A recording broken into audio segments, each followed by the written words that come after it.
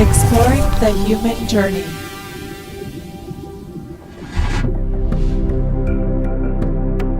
I believe that we're all completely connected. No system, no person, no place exists without being connected to all the components that make it up. The more we go inside ourselves, the more we go into each individual cell, the more free will we have. We are the cause of everything that we experience in life. And so when you fully understand the place that you have most free will is within yourself, and the conversations that you're having with people around you, especially at the dinner table, really influence what's happening to the greater good of all of us.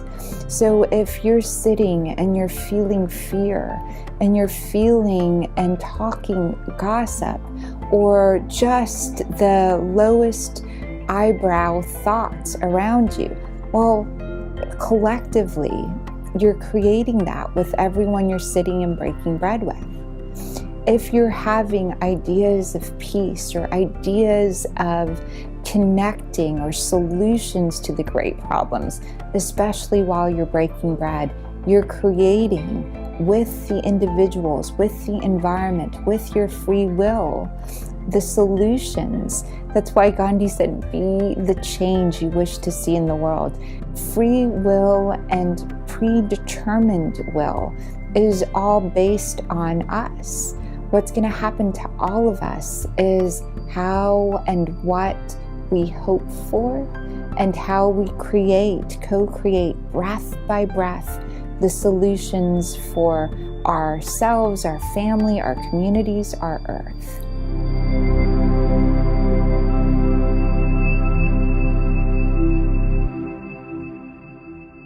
Hi and welcome. I'm so glad you joined us.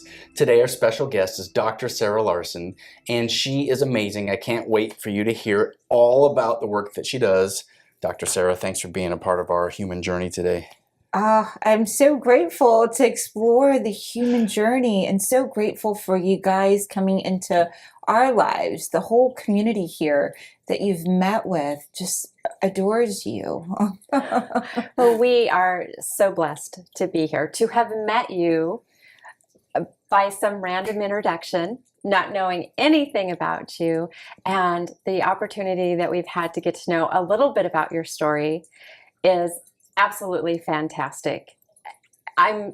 You are amazing. And I am so blessed to know you. Thank you so much. Well, Thank you. You're a people connector, and you're so skilled and gifted. You have that intuition, you have that ability to find space for people to be able to work through their greatest expression of who they are. You're brilliant at just connecting and saying, oh, you need to meet this person. Just the way it all comes together. I know that comes from a lot of personal transformation and just being available.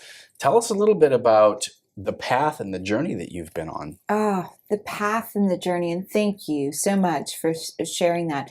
It's all about people. It's all about relationships.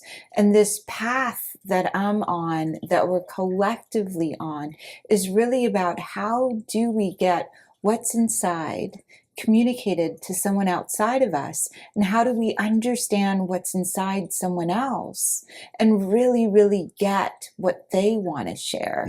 And I believe that's part of exploring the human journey, part of being who we are.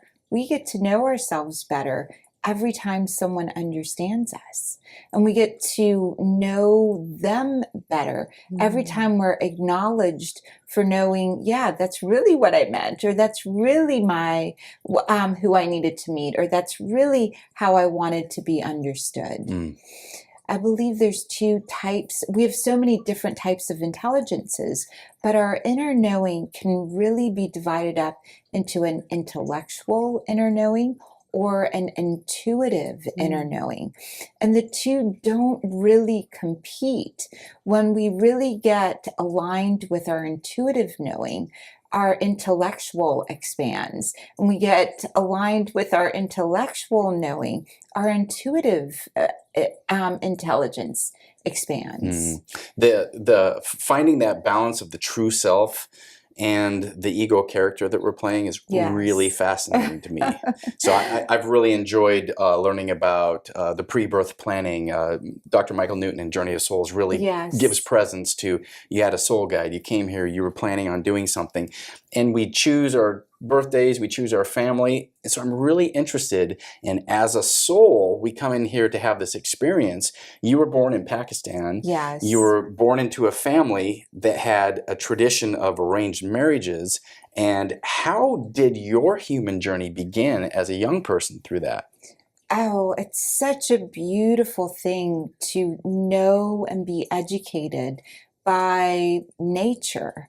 And really, my family allowed me to be educated more by nature than by language and words before it was time. I really didn't speak until I was about 3 years old. Oh, wow. And my grandmother taught me, when I look back at it now, I see she taught me that there's a consciousness, a oneness to everything, and then there's a spirituality, an individual story to everything as well. And that was your narrative as a kid. That was my narrative as a kid. Brilliant. Was there's oneness. What you do affects the family. What you are experiencing really affects everyone and how you show up. And also, you've got to bring your own spirit into every conversation. That those were two distinct things. I grew up knowing myself as a we, knowing that we matter. And later on, I learned more about becoming an individual, the me, and really learned how I see things or experience things, and how I share about it affects the whole collective we. Wow, that is incredible. Because I was given that religious context of, you're an independent, you have to make a personal decision, you have to be personally, it's all about the individual, you know, accept Jesus to forgive you of your sins. I mean, that was that narrative, whatever that limiting belief was, but it was a very individual, it was very egoic, where you have to look out for yourself and make sure you get to heaven type of thing. I love the we. We is so much stronger than I. I grew up with a knowing that if I wasn't, it's one of the earliest stories my grandmother and grandparents told me about myself. My grandparents are now gone, so I love sharing these stories. My grandfather said, as a 2-year-old, I didn't talk a whole lot, but at some point I got down and took my pretty dress and started polishing his shoes. Wow. And my grandfather shared with me that I came in with a knowing of to be of service to the big we. If I polished my grandfather's shoes, it gave him more time to play with me or to pick me up or to see me even. And so that narrative of getting feedback early on from the we perspective, being of service to a greater good. And there is this concept that I grew up with that you have to be very careful how you share yourself or your reputation. Never air the family's dirty laundry. That was the big sin. Keep the secrets of the family. Keep the secrets, keep the challenges. Always present the best face forward. What will the neighbors think? Exactly. What will the native and what is it that's yours that you're highlighting that you could highlight better? What is it about the neighbors that you could take a look at and have them shine better so that your neighborhood shines in a particular way? And so for me, I really grew up with that concept very, very early on, being one of the earliest grandkids to be born and to really I cherish wisdom. And I think that came from really seeing the hierarchy at a young age. It started with the grandfather, then to the grandmother, then to the parents, then to the kids, and also the kids being cherished to they had a saying that was so beautiful in the United States, and it's hard to translate this completely, but they said in the United States, it's kind of like a lake, and everyone just kind of floats. And they said the son of a duck is a floater. The son of a duck is a floater. And they said in the villages, it's like we're at home in the villages. It's like a river. It's like a current. And everyone is flowing in the same direction. So when I went to the market, I got lost. But everyone knew whose daughter and granddaughter I was. And so they brought me back home. Yeah. Same thing with if I did something out of line, the whole story came back home. You have spies everywhere. Right, spies everywhere. So they knew. So it was very family oriented. What you do matters to the whole family. It matters to the whole neighborhood, that river flowing. And I love this concept that I've really stepped into. There's an energy to life. It's like a horse. Ride the horse in the direction that it's going. And that's big consciousness. Yeah. And our individual spirit is being able to know, oh, wow, I am riding this horse. This is the current horse that I'm on, or this is the current direction that I'm moving in. And to really find the ways to harness more energy from going with the flow. Oh, so good. It's that whole concept of it takes a village to raise a child. And it takes a village to really do anything that we're doing. And trying to do it on your own, it's hard. It really is hard. Doing it on your own that's a great point. As families, even as trees, and everything in nature works and interacts with each other. And somehow our human journey, we've individualized it in a manner to say, oh, gosh, for some people, it's saying, if I give you a little bit, then there'll be less from me. Yeah. And when you think like that, you create that reality. Yeah. When you think, wow, if I give you the best of God, then together, whether you give me the best or not, the best can be explored because I'm the source of it. Yeah, yeah, that's a great paradigm. Togetherness, unity, family. Now I wonder though, as a kid growing up where you got to be perfect, you got to do this, what kind of pressure internally did that put on you? You have to perform, you have to do a certain thing. There's got to be sometimes an incongruent with what your desires and your wishes are. Yes, it was. I look back at my childhood and I wish I could have been a better child. A lot. You still have regrets in your childhood. Right, I do. You're a perfectionist. I wish I could have done better. It's so funny, but it's not having I carried innocence. And so I would walk into the room and I would be very, very innocent at looking at things, at perceiving them, at going into awe, being on my own journey. And again, I didn't speak till I was 3. And then later on, I really struggled with self-love because the narrative back to me was I was only lovable if I was in service, or I was only lovable if I was honoring men and honoring the elders. And anytime I got distracted from that or wasn't participating, especially as one of the eldest grandkids, there was a lot of punishment involved. But there's a saying in Pakistan and in that region altogether, the flesh is yours, meaning to the elders, to the village, the flesh is yours, but the bones are ours. So if you go to the market and you do something that isn't agreeable with the whole market, they have permission to hit you. Oh, God. They have permission to discipline you as long as you don't break a bone. Oh, wow. if you really think about that, like really get the Wow. concept. And my grandparents had that growing up from their elders. I witnessed my great grandmother hitting my grandfather. I witnessed my grandfather and with his kids, and even into their 40s and 50s, permission to do that. At some point, my parents went into training to not be, for that to be their response. So they were looking at higher Okay. consciousness even They at that were point. looking at higher consciousness. I grew up in New Orleans a lot. So I went to Catholic school. I went to, the first time that I met with the Christian narrative was at a Church of Christ.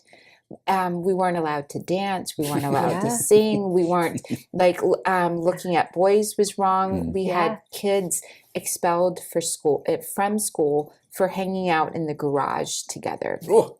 Christian narrative, right? Yeah. But, hanging out, no dancing, no singing. Oh yeah. It was a beautiful experience because the teachers were so kind and loving, but the rules were so harsh. And I think I related to that in a lot of ways. So many people are so kind and loving, but when the rules get involved, it's like, wow, there's a harshness that comes up and they're no longer, and I see energy and I see nature. And when someone goes out of the higher natural version of themselves and goes into a man-made law, there's a subtle energy shift that happens in their aura, in their energy field. And I didn't know that other people didn't see this energy field or see this aspect until I got to medical school. And when I was in medical school is really when I learned, wow, there's color blindness. Oh, not everyone sees densities or sees the shift or sees how your heart is putting out energy. And so that became very interesting. Sometimes I hid it, or I just learned not to talk about it because it wasn't something everyone was comfortable with. And I grew up with, you make everyone around you more comfortable in their own skin. It's a we process. So that sense that you had, when did that start? So I don't believe I ever didn't have the sense. It was day Okay. one. It was day one. Yeah. And I believe everyone has it. I believe it's something that you can learn. And it's just like playing the piano. When you learn to play the piano or speak a language or learning English, I had to learn the alphabet first. And then once I learned the alphabet, I could read books and read stories. But when I really got the language was when I started to write it. Oh. When you start to write the language is when you really get, oh, no, you use there in, THER, THEIR. You get really in depth. So it's everyone has intuition. Everyone has a higher intellect as well. But it's not until you're using it and really actively getting feedback. Someone had to tell me, yeah, this there is different from that there.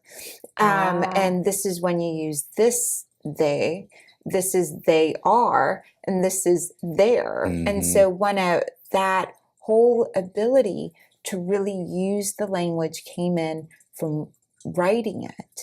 And So you figured it out yourself. You didn't have somebody coach you along. This is what you're seeing. This is when you see this. This means this.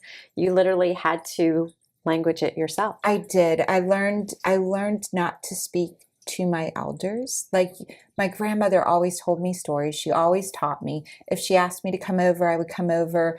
Whatever she showed me, cooking, all of that, I did with her. And you never question authority is the narrative that I was given. So always the authority was the authority. So when my grandmother passed, I was in just such pain about it. I decided I was going to do 1,000 readings in her honor. Oh. And I could feel her with me. I could Wow. feel her energy field. And so I went to Santa Monica Pier. I didn't know how else to do it. I didn't know how else to gift it. And I felt there was this incredible woman, this incredible gift. People would come from around the world to see her. She lived in Mississippi. I grew up in New Orleans. When we moved to the States, it was very, very close. And just the times with her were so precious. And then she told me the date that she was going to die. Wow. She knew the exact date. My grandfather gave me the exact date that he was going to pass. They knew to that degree. Wow, that's being tuned in. So that was something they were already in tune with. My grandmother chose the date. And, right. And my grandfather, the day he said, come see me at Thanksgiving. I won't be here. And I tried to get my entire family to go visit him at Thanksgiving. And we did go visit him, but he transitioned the night before, and 1,000 people showed up to his funeral in Atlanta, Georgia. He'd moved to Atlanta, Georgia, but literally he gave us the dates. He said, if you can come by this date. Same thing with my grandmother. For myself, I was very much in denial about them transitioning. I really thought and felt, and I hadn't learned completely self-love at that point.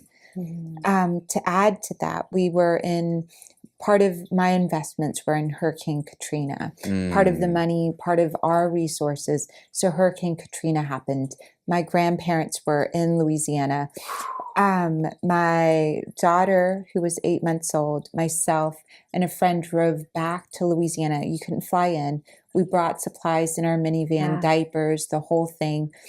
Up until that point, Hurricane Katrina, my grandmother had never eaten food that hadn't been prepared for her, either by herself or someone else. It was like the first time she had to eat in a restaurant or someone had to bring them food in Houston. Wow. That was the first experience of food. Everything is really sacred. Every experience is on an energy level, like on a spirit level, on that energy level, mental level, emotional level, and a physical level.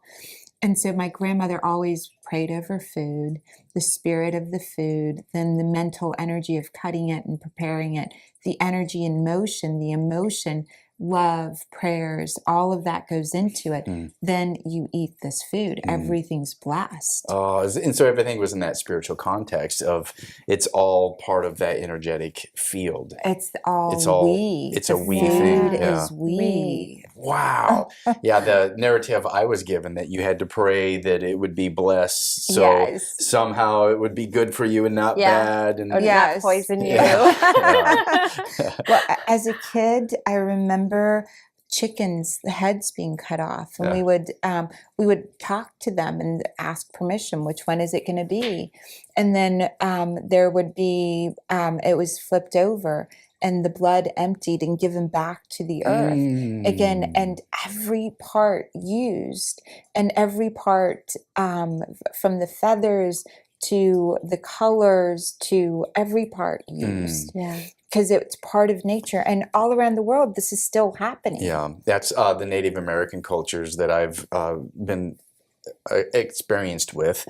That same narrative where you're asking permission, just take, and then you are part of the process. It's an integrated process, and it's so opposite of the American consumer, because we're like, oh, everything is for us to consume, and so we go out and we use this thing and we pay money for whatever, and it's a very consumer oriented, versus the indigenous people that have been in the land. They're very integrated. So the ceremony, the ritual is very important. It's very important to be part of the planet. And I think that is something that is really missing in consciousness today, is like, oh, this is here for me to use. This is here for me to consume. How much better of a narrative when we are all part of this process. Yes. With gratefulness. Yeah. Yeah. With gratefulness. Yeah. Getting the concept it all came from source. Yeah. It's all flowing through us. At the end, it was really hard to see their stuff. When I went to, because I didn't go back before she passed, but I went back in time to see her, and the burial process. And it was really hard to see her stuff. And everyone else was like, this was your grandmother's, this was your grandmother's. Don't you want this? Don't you want this? It was really, really hard to, when we catch that. And her story, or what was given to me, was it all comes from source. It all goes back to source. And so we're just transitional in the process. And at times I had things that I understood that I didn't share with her. And when she passed away, to do 1,000 readings in her honor brought me full circle, because when I was sharing with someone, they would say, how do you know that? Oh my God, I've never told someone that. And they wound up in tears. She read palms. And so that was one of the things that, when I was taking pulses in school or as a doctor, I can, the pulses out, and I'd never share with a lot of people how I came to figure out they had something, they needed to go get a liver test done, or their thyroid tested, or there was stuff going on in their heart. It was right there. It wasn't you could actually, because you knew how to see it in I their knew how to palm. see it. And there's like layers and layers of information. It's literally all over your skin. It's in your eyes. It's in your hair. It's in every part of us. Like if you eat too much sugar, you're going to smell like fruit when you go to the bathroom. Your urine smells sweet, like fruit. And that's something you can, if you're trained to, you can pick it up when you're sitting next to someone. There, you smell the scent of, you're like, oh, you're sweating out sugar. Wow. So and again, that was taught to me before I went to medical school. I didn't know, other people didn't know that if you smell that, that's what you can smell cancer. I have no idea. I'm just wondering what I smell like. I'm like, You smell fantastic. What You I smell smell like like- love. I'm so self-conscious right now. It's and truly, you do smell like love. You're radiating love, and it's a fountain of this ranges of pinks and greens coming out, and there's blue in your field because you grew so much. There's a lot of integration happening, and you've got this real energy of success. And there's a field when you line up and you've like stepped into your mission and your purpose. And this weekend you really saw. Boom, we hit it. Yeah, really hit it. Yeah, you really feel when you're in your bliss, that hero's journey, and you find that thing that kind of your purpose and your calling. Yes. And as I meet so many different people, I'm like, oh, that's really interesting, but I wouldn't want to do what they do. Oh, that's really interesting, but I wouldn't want to do what they do. Yes. I'm so excited when somebody's like, I'm a toe reader. I'm like, great. I don't want to know how to do it. See, now I'm on the opposite. I'm like, well, I want to know how to do that, and I want to know how to do that. Well, I'm passionate I don't about have time. how did you get to that thing, and I want to tell that story. And so I feel like this is a platform and a medium that I feel like that's part of my bliss, as how can I share that story. It's so important because we learn and we grow from each other. Trees, their roots in a tree system, if one of the trees is suffering, the other trees give to that tree. Nature is self-correcting. It will grow itself. It'll grow its community. It will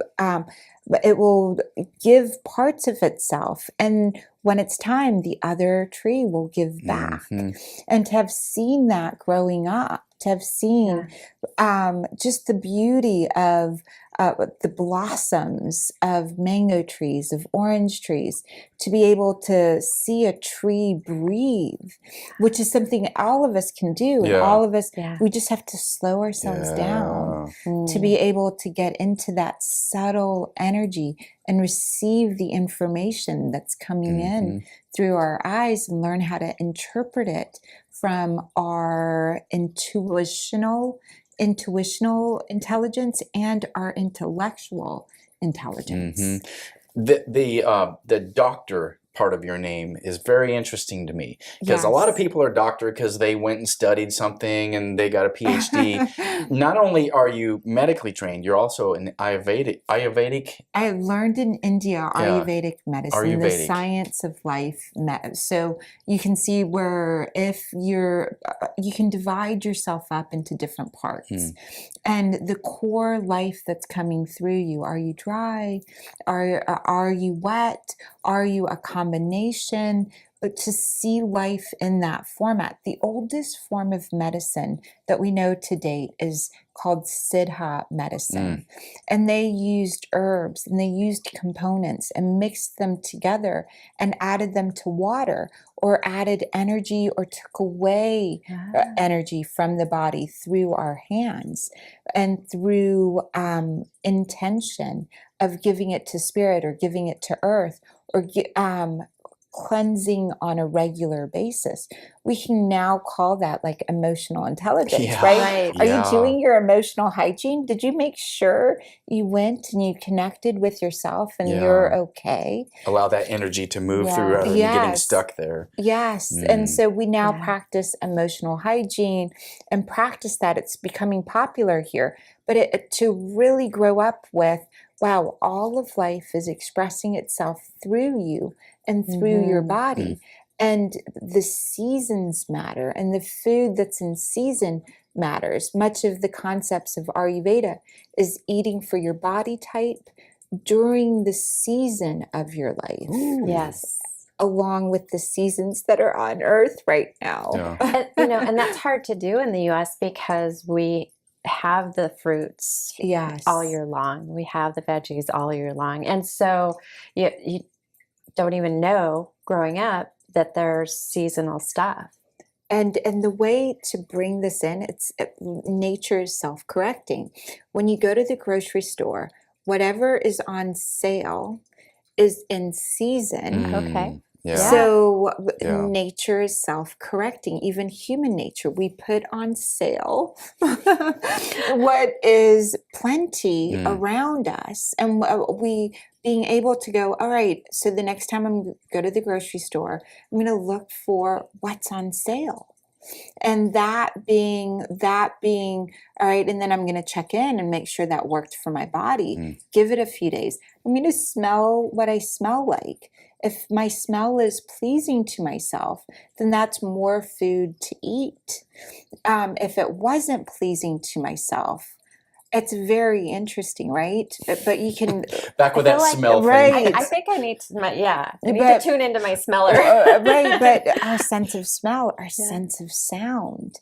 If energy is constantly communicating with us, life is constantly communicating with us. When we go, I'm going to really pay attention to all the sounds coming in and the sounds within my body. Every time you hear your knees click, you're like, oh, maybe I need to learn a different way to stand up and sit down. Every time we have heart palpitations, and this is so interesting, right? Heart palpitations really represent our heart's ability to release stem cells. We now know we have stem cells. Like when you probably met Gail, your heart skipped a beat, right? Oh, yeah.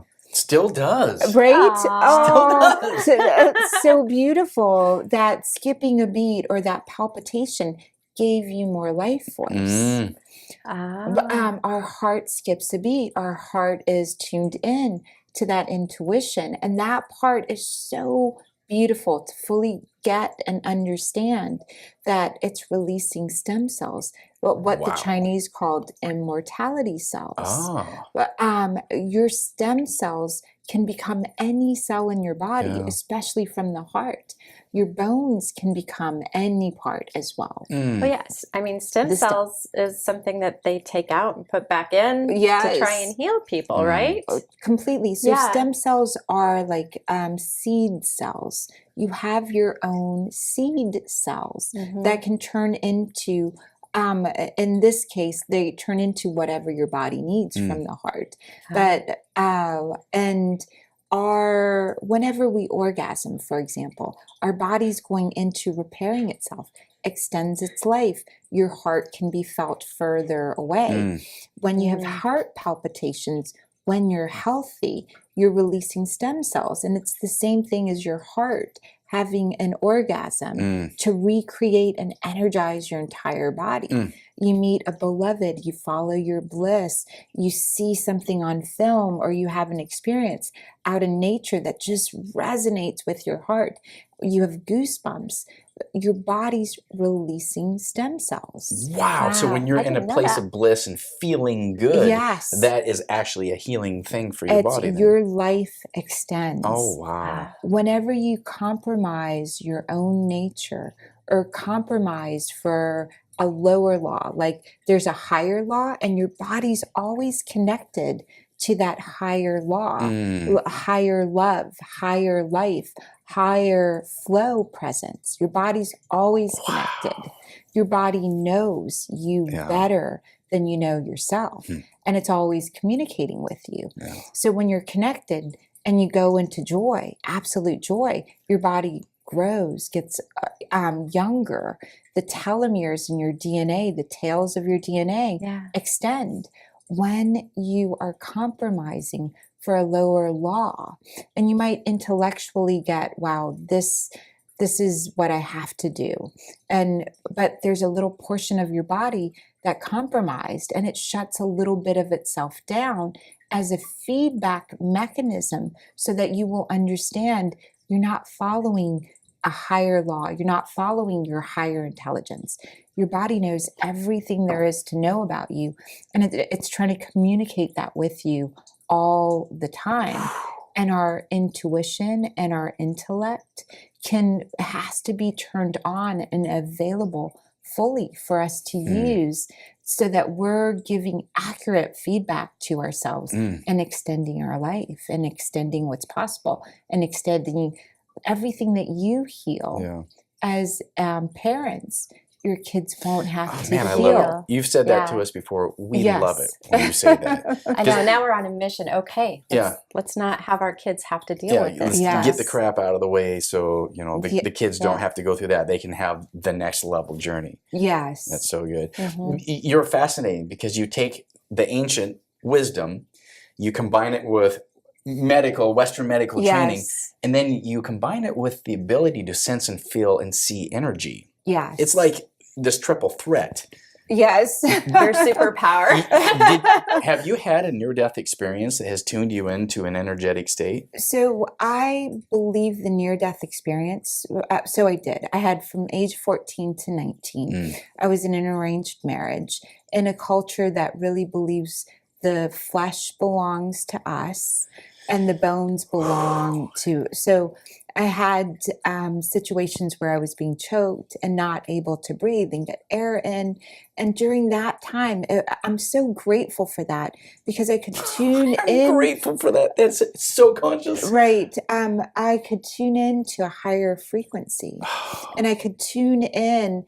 And I really fully understood this when I took people to Egypt, and on the walls, the pharaohs and the priests and priestesses, the ancient mystery school teachings put you in sort of near-death experiences so that you're able to use a higher intelligence to come back into your body, a higher agreement. And so near-death experiences from 14 to 19, and I didn't know how to ask for help.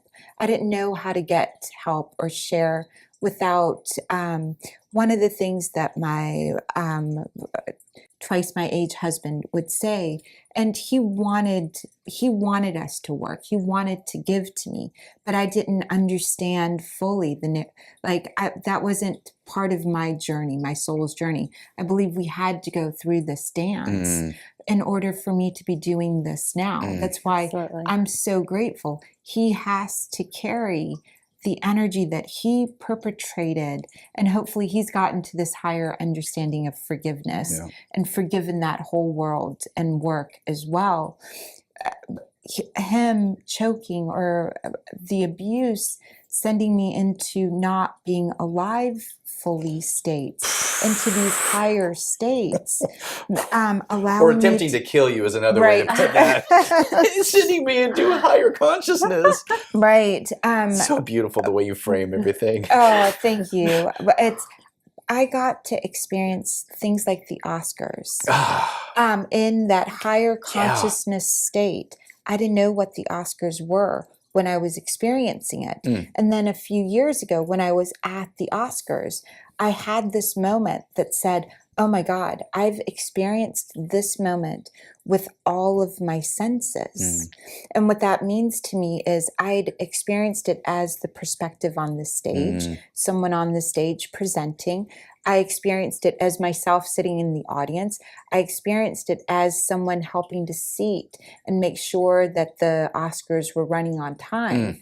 So I had those three perspectives right there in the moment. And in that moment, I knew that I was in the seat, but experiencing it because I had the courage to step into that role of myself up to that point. And the energy of, going back to when I had the near-death experience and understanding and seeing things and understanding them from everyone in that room's, everyone that was at the Oscars perspective. At any given moment, we can tune into everything that's around us with all of our senses if we drop in and get still enough. And when I was in the near-death experience, I was still enough to experience all of the different timelines, all of the different possibilities that I could be on. And I believe I got to that possibility because I achieved a certain level of boldness, a certain level of courage, a certain level of living from my heart. And that living from my heart, following my bliss, had me in the audience.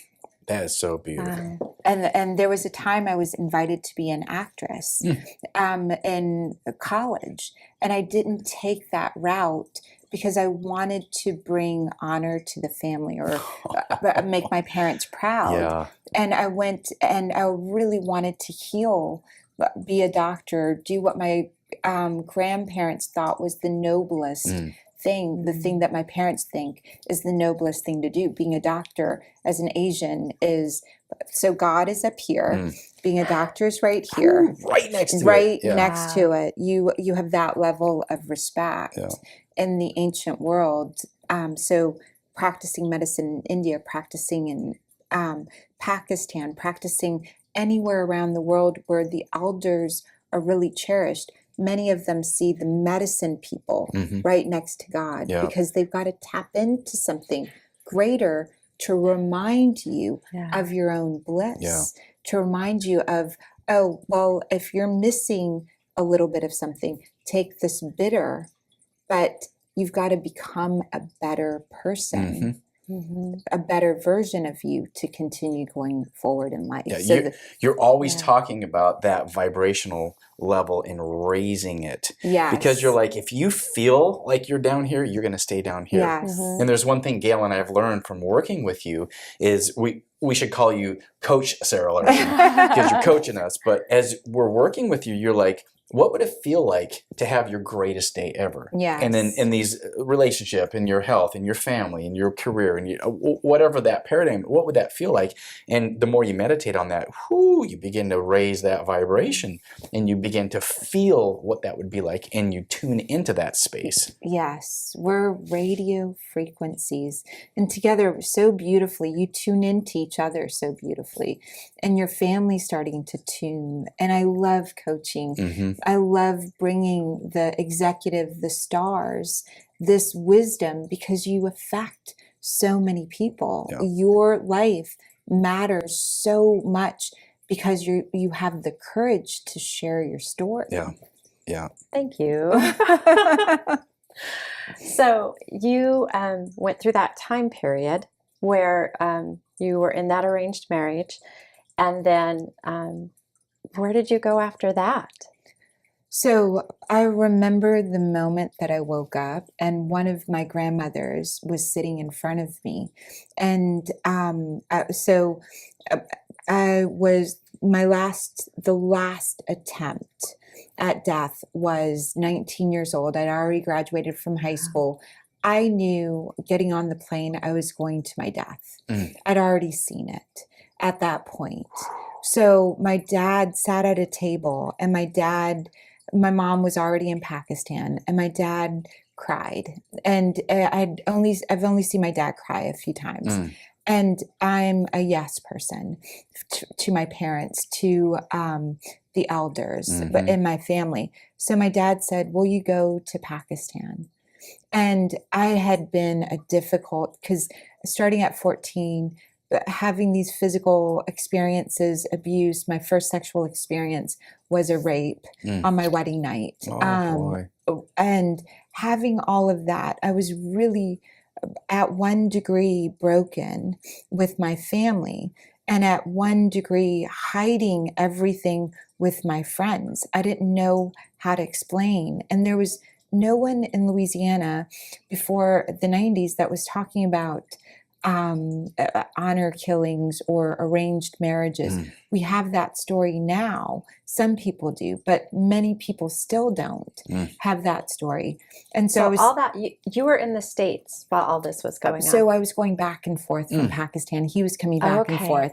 After I graduated high school, I had told so many people I won't make it to age 19. Oh boy. I won't, that's it. 19 is where I end. I already knew that. To a lot of my friends, a lot of the people in my life. And so my dad sat at the table and said, "Your mom's in Pakistan. We really want you to go. We really want you to give this a chance." So I got on the plane. I had my little Walkman with Beatles music, and I listened to Beatles music the whole ride there, knowing that this is what I was going to, because I'd already seen it in an earlier near-death experience. At the end of that experience, the last, I would say, 2 months were really, really difficult and hard of being in Pakistan, having this experience. And I woke up at some point in front of my grandmother, and my grandmother said, "You have brought us so much shame. How could you do this? How could you?" And she had like notes that I had written under medical. I was under the influence. He dictated for me what to write. And I'd written suicide notes to family, extended family, to everybody that I knew, that he knew I knew, and people I didn't know I knew, meaning they were relatives. And they had letters from me saying, "I'm a really awful person. I can't stand to be myself. This is why I'm killing myself. Please forgive me. Pray for my soul." Wow. Because in that state, his sisters wouldn't have gotten married if we got divorced. Wow. But in this culture, So that's a currency then, that relationship. The relationship, being married matters, because then you're an honorable person. You're going to honor your contracts. The ideal situation for him would have been to be married to me and marry another girl that wasn't as difficult and possibly more people. And again, our marriage was arranged from birth. He always knew he was going to marry into the family. He did everything right by the books up until marrying me. I was 14. He was 28. And he, an honors student, the kindest to his family, and he didn't want me to be this way. And I didn't know how not to be myself. If I would have cooked food and just been domesticated, so to speak, then the honor in his family would continue. And he really did attempt to love me. But I stood up for other people not having arranged marriages. Oh, boy. And so I started embarrassing his family. I embarrassed my family because I said, "This is what happened to me. It's not fair. It's not right. Let's not do this."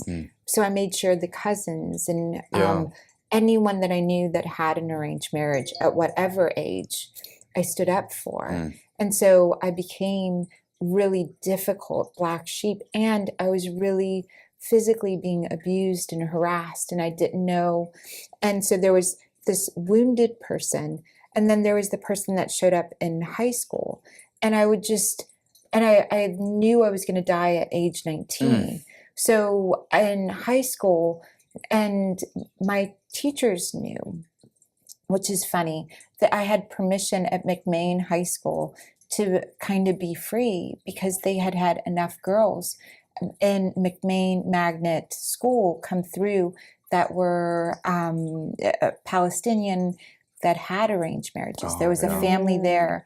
The valedictorian of the school did not get to accept a full scholarship to Tulane. Instead, the valedictorian of a couple years before me got married to an OBGYN, moved to Georgia, and the salutatorian got the scholarship. Oh, boy. And so they had this family of 9 girls that had gone through, and smart, beautiful. So by the time that I got there, they're like, oh, but they understood so much more. Yeah, there was a label for that type of a person to them. So I had permission to leave school. Yeah. I had permission to exist outside of, I had 2 lockers, one for the clothes that I wore into school and one for my school clothes.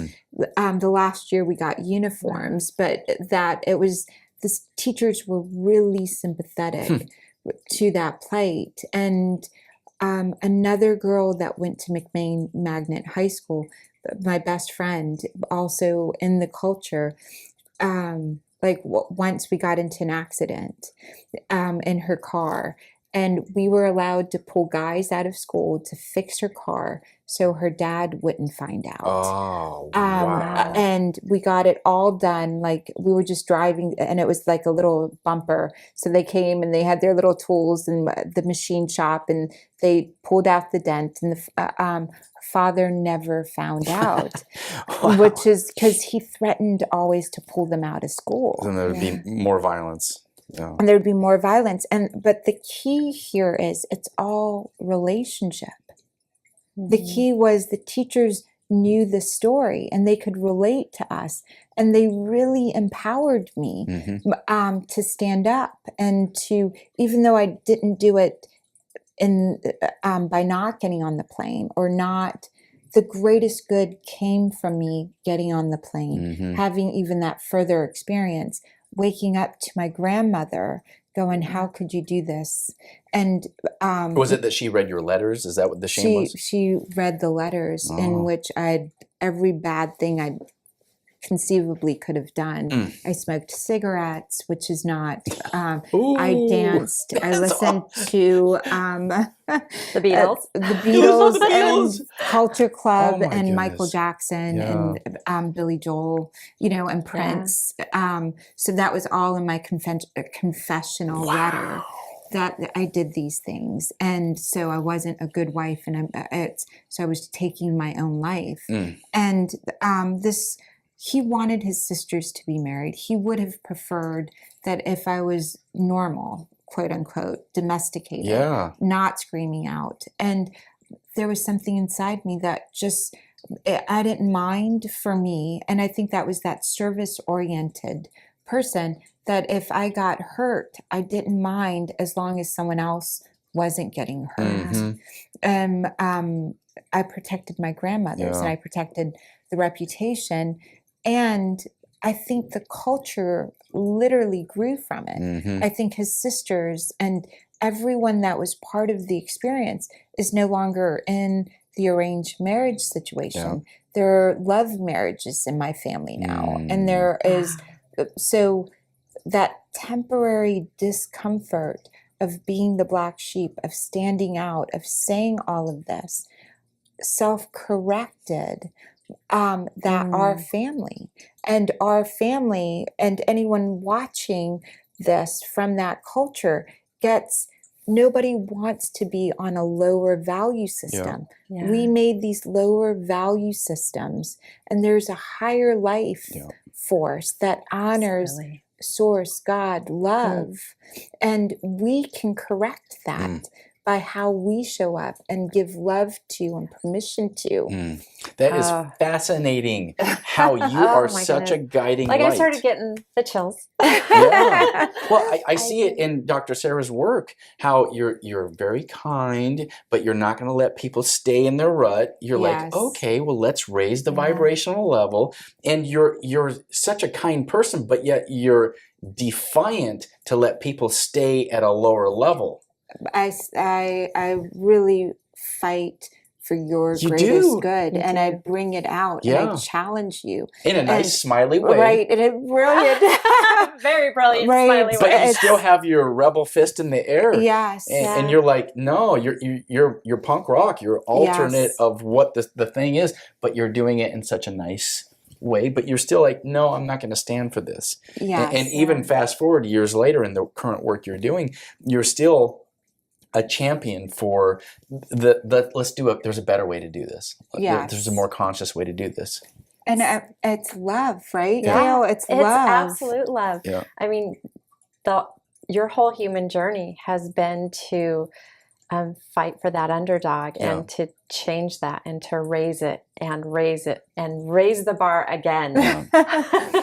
Talk about your beautiful. Miracle Makers Academy. Oh, well, I've got an online academy, and this online academy coaches. So anyone that wants to, we've taken out all of the barriers. It's a very low cost to come into the academy. You learn to become the best frequency. You learn to heal your body. You learn to understand how your pain got created to help you and give to the greater good. And you learn about how to follow your bliss, what to say, when to say it, how to say it, so that you can be the best version of yourself. And so Miracle Makers, we meet regularly online and we give you homework. Yeah. And other Miracle Makers come in and help you build the community. Right now, we're helping people on 5 continents. Excellent. We're building schools. We're building emotional intelligence as part of the narrative for the parents. So we're working on in a school in Pakistan. We're working on a hospital. We've got education people in India, in Egypt, in Peru, and Santa Monica, in Louisiana. We've got people in Europe as well. Some of them you've met in the academy that are doing the work. We had such a fun time at Conscious Life Expo. There was one of the other friends that's in the group, Natalie, and she had said something. And the funnest part was we were on a Zoom call. We're in our car driving, and she had said something that super was awesome. And then we hadn't ever met. And then she's like, "Hey, I'm Natalie." I'm like, "Natalie!" Yeah, she showed up in our room. It was great. Yeah, and we had such a great connection because it's a bunch of like-minded people Yes. focused on what can we do together? How can we each grow individually, Yes. be the change, be internally, and then be the change outward, externally. It's such a gift. And Natalie was so excited to meet you guys. And this weekend, some of the other members are in Cancun, and each person, the key thing is we're all equals. There's no higher or lower. And then we're meeting in real life, and you were able to give to Natalie, and Natalie's able to give to you guys in real time. It's good. I love what you're doing. I love that you're finding a way to find that emotional intelligence to begin to be a part of training. Yes. Because that's something that's hugely missing, especially here in the U.S. It's missing. And the need for it is if we don't remake ourselves, 1 in 2 kids will have autism by 2025. The earth is brown by 2066. This is Yale, Harvard, environmentalists, scientists sharing, MIT, sharing this information of what happens to earth if we don't become aligned with spirit, flow, life forces, and stop the mindless consumption or living by a lower level of intelligence that's available. By 2088, unless there's a huge shift in us, our earth no longer sustains human life. Yeah. And so this is something that I've seen. We do it. Well, I've seen the dreams, I've seen the change, I've seen the shift. It happens because each person wakes up to a higher frequency or a higher radio station or a higher thought that's always broadcasting from their heart to bring them their own joy. And that makes the difference. That's consciousness is moving forward, and there are things that are at work and need to continue to be at work to have that. And it's people like you sharing your journey, sharing your message, sharing your light that's helping to raise the vibration. So give people a way how to connect with you. What's your website? What sort of resources do you offer? So we're on the internet, miraclemakersacademy.com. And so we love being able to help. When you come in, there's a newsletter that goes out, great information on the newsletter, and it's so simple to join. And for me, it was always important to be able to be of service. So we're on the radio as well. And it's Miracle Makers on the radio. You can call in for a reading, whatever it is that's on your heart. But we can give language to it and help it advance your life, keep you well, keep you growing. So Miracle Makers on UBN Network is the network we're on, and then Miracle Makers Academy, and then just my name, DrSarahLarsen.com is where we store so much of that information as well. Yeah, you've got a great online presence. There's videos to watch. You're just so full of resource to help people move forward in consciousness. And so available on like Facebook, on Instagram, on Twitter, on YouTube, lots and lots of great content. And the reason we do this, the reason I do this is I really get we're one. And if I can contribute to you just a little bit, it grows what's possible. If you're able to contribute more to life, if each of us is able, you are life. To contribute to another human being is to extend what's possible there, that miracle frequency. When you trust, wow, I just put 10 cents into someone's meter. You're like, wow, and that person walks up. When you're the source of a miracle, you believe it at a whole nother level, sort of like learning the English language. When you become the source of someone else's wellness, happiness, moving it forward, you believe in it. And life feeds it back to you. Yes, that was great. Beautiful. Very good. At the end of the episode, we love for the guest to be able to say, if there's one thing that I want people to take away from my work and my message, it's this one thing. What would that be for you? My takeaway is whatever you love, move in that direction. Whatever you love and whatever you see another person loves or lights them up, let them know, wow, Gail, I see your kids light you up. Oh, Dave, I see this brilliant work that you're doing. It lights you up. To constantly reflect the best, the most loving aspect back to others, and make it a habit to reflect that back to yourself. Beautiful. So good. Thank you for letting us explore your human journey. Oh, thank you. Coach Dr. Sarah Larsen. Namaste. Namaste. Thank you. Thanks for joining us here on Exploring the Human Journey. You can find us as a video on YouTube or listen to us as a podcast. You can also join in the conversation by following us on Facebook and Instagram. For more information, go to the website at exploringthehumanjourney.com.